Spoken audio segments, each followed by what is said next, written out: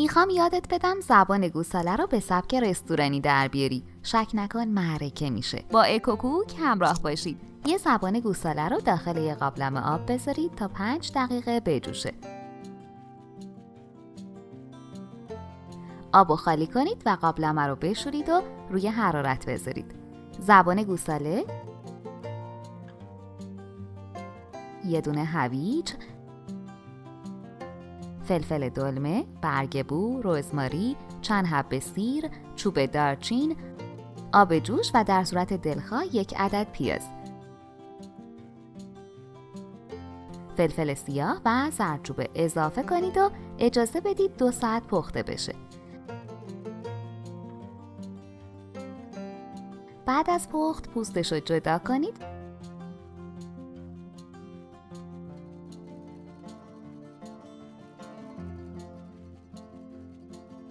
و زبان رو به این صورت برش بزنید.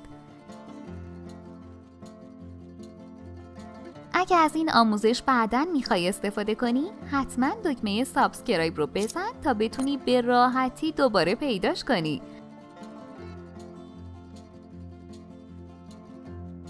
داخل تاب روغن بریزید و 2 عدد پیاز خلالی رو تفت بدید.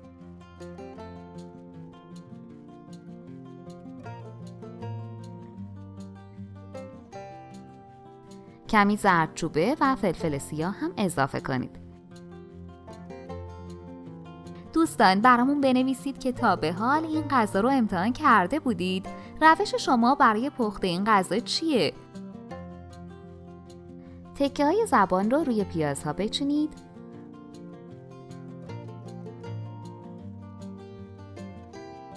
آب زبان،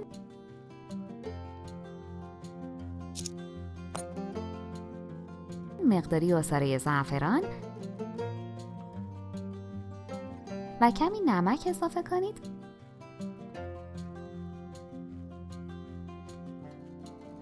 و اجازه بدید جا بیفته.